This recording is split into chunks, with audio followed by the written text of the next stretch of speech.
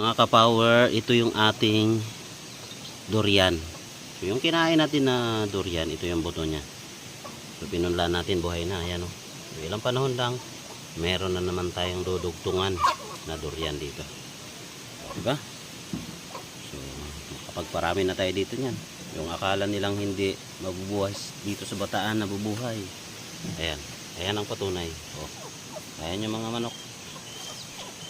Alright.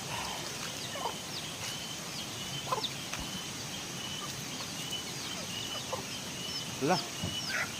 Isang sisiw na lang natira. Kanina, 4 to. Ay, ayun, 4 nga. Kala ko isa lang.